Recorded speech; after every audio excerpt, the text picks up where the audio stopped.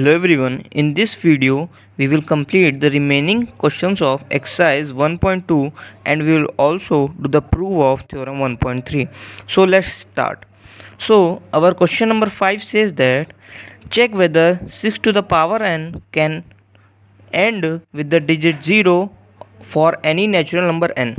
सो इसका मतलब क्या है, कोई भी अगर आपको ऐसे नंबर दिया गया है 6 टू द पावर n या कोई भी इंटीजर जिसकी पावर में n है और आपसे पूछता है कि ये डिजिट इसकी यूनिट डिजिट ज़ीरो होगी कि नहीं, तो इसका सिंपल रूल है कि जैसे कोई भी नंबर है उसकी यूनिट डिजिट ज़ीरो का मतलब ये है कि वो 10 से कितनी बार डिवाइड होगा। तो जैसे कि अगर कोई नंबर है, हम लोग लेते हैं 10,000, तो 10,000 में कोई पूछे कितने ज़ीरो से एंड होगा, तो सिंपली ये 10 से कितने टाइम डिवाइड होगा, तो 10,000 को अगर 10 से डिवाइड करोगे तो 10 टू द पावर 4 जाएगा। तो इसका मतलब है 10,000 के लास्ट में 4 जीरो होंगे। नाउ वी ऑल्सो नो कि 10 के प्राइम फैक्टर होते हैं 2 इंटू 5, तो कोई भी नंबर जो जिसकी यूनिट डिजिट ज़ीरो होगी उसको कंटेन करेगी वो प्राइम फैक्टर 2 इंटू 5 के। तो जब हम लोग 6n के लिए चेक करेंगे तो 6n ज़ीरो से एंड होगा तभी जब ये डिविजिबल बाई 5 हो, क्योंकि 6n के प्राइम फैक्टर जब हम लोग करेंगे तो होगा 2 into 3 to the power n। अब 2 इसमें पहले से कंटेन है, तो इसमें अगर ज़ीरो से एंड होने के लिए इसमें 5 होना भी ज़रूरी है, but this prime factorization does not contain prime number 5। तो इससे क्लियर है हमारे पास कि 6 to the power n is not divisible by 5। Thus it proves that 6 to the power n cannot end with the digit 0 for any natural number n। Question number 5 में हमें यही prove करना था। अब हम लोग क्वेश्चन नंबर 6 की तरफ मूव करते हैं। तो क्वेश्चन नंबर 6 क्या कह रहा है, explain why 7 into 11 into 13 plus 13 and 7 into 6 into 5 into 4 into 3 into 2 into 1 plus 5 are composite numbers. तो सबसे पहले हम लोग को जानना होगा कि कंपोजिट नंबर्स क्या होते हैं। तो composite numbers are those if a number is composite then it means it has factor other than 1 and itself। therefore अपना जो गिवन नंबर है 7 इंटू 11 इंटू 13 प्लस 13, इसमें से हम लोग सबसे पहले 13 कॉमन लेंगे। जब 13 कॉमन लेंगे तो अंदर ब्रैकेट में बचेगा 7 इंटू 11 इंटू 1 प्लस 1, जिसको सॉल्व करेंगे तो आ जाएगा 13 इंटू 78। अब 78 के फैक्टर हम लोग जानते हैं, 70 is nothing but 70 is equals to 13 into. तो नाउ हमें क्लियरली विजिबल है कि द गिवन नंबर के फैक्टर्स हम लोग को मिल चुके हैं 2 इंटू 3 इंटू 13 स्क्वायर। तो hence we can say that it is a composite number. Given है 7 into 6 into 5 into 4 into 3 into 2 into 1 plus 5। अब इस दोनों टर्म से हम लोग 5 कॉमन लेंगे तो अंदर ब्रैकेट में बचेगा 7 into 6 into 4 into 3 into 2 into 1 plus 1, जिसको सॉल्व करेंगे तो आएगा 1008 प्लस 1 इंटू 5। अब इसको हम लोग देख सकते हैं, जो गिवन नंबर है उसके दो फैक्टर हो गए 5 इंटू 1009।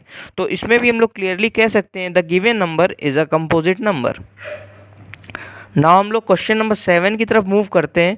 तो क्वेश्चन नंबर 7 क्या कह रहा है कि there is a circular path around a sport field. Sonia take 18 minutes to drive one round of the field while Ravi takes 12 minutes for the same। Suppose they both start at the same point and at the same time and go in the same direction, after how many minutes will they meet again at the starting point।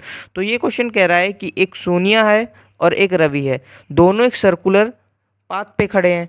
अगर सोनिया को वो path complete करने में 18 minute लगता है और रवि को वो पाथ कंप्लीट करने के लिए 12 मिनट लगते हैं, तो अगर दोनों सेम टाइम पे स्टार्टिंग पॉइंट से रन करेंगे तो वो after how many minutes they will meet again. तो इसमें सिमिलरली अगर इसको सॉल्व करना है तो हम लोगों को दोनों की जो रनिंग स्पीड है उसका एलसीएम लेना है या रनिंग टाइम है जो, तो दोनों का टाइम हम लोग को गिवन है 18 और 12।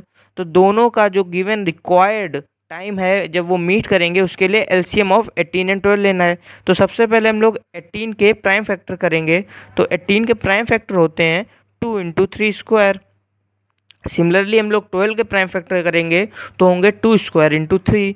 अब जब एलसीएम लेंगे तो एलसीएम के लिए जो गिवन हम लोग पास प्राइम फैक्टर है उनकी हाईएस्ट पावर लेंगे। तो 2 इंटू 3 स्क्वायर और 2 स्क्वायर इंटू 3 में 2 की हाईएस्ट पावर है 2 एंड 3 की हाईएस्ट पावर है 2, तो इसको लिख सकते हैं LCM of 12 and 18 is equals to 2 square into 3 square, जिसको सॉल्व करने पाएगा 36। तो हम लोग लिख सकते हैं hence Sonia and Ravi will meet again at the starting point after 36 minute. तो एक्सरसाइज 1.2 कंप्लीट हो चुकी है।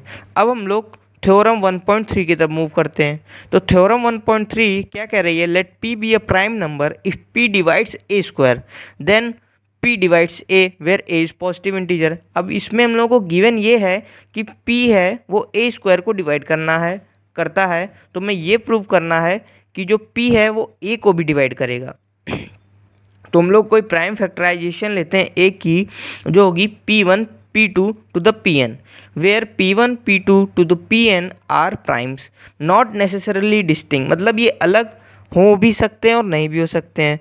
तो जब गिवन इक्वेशन का हम लोग स्क्वायर करेंगे दोनों तरफ, तो a स्क्वायर मिल जाएगा p1 p2 to the pn into p1 p2 to the pn।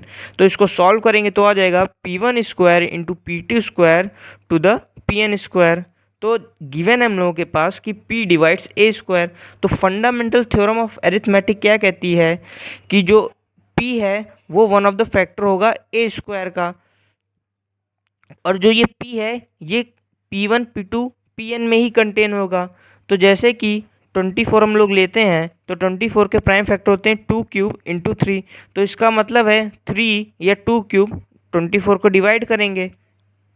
अब सिमिलरली जब p p1 p2 pn में ही कंटेन करेगा, तो यूनिकनेस ऑफ फंडामेंटल थ्योरम कहती है कि जो प्राइम फैक्टर है जो डिवाइड करता है is the only prime factor of a square are p1 p2 pn, और p is contained in p1 p2 pn। तो जो हम लोगों के पास a होगा वो गिवन है, हम लोगों ने मतलब पहले से कंसीडर किया है कि a equals to p1 p2 pn।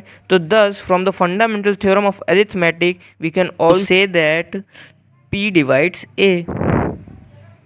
तो हमारी थ्योरम 1.3 यहाँ कंप्लीट हो चुकी है। अब नेक्स्ट पार्ट में हम लोग एक्सरसाइज 1.3 सॉल्व करेंगे और थ्योरम 1.4 को भी डिस्कस करेंगे। Thank you everyone.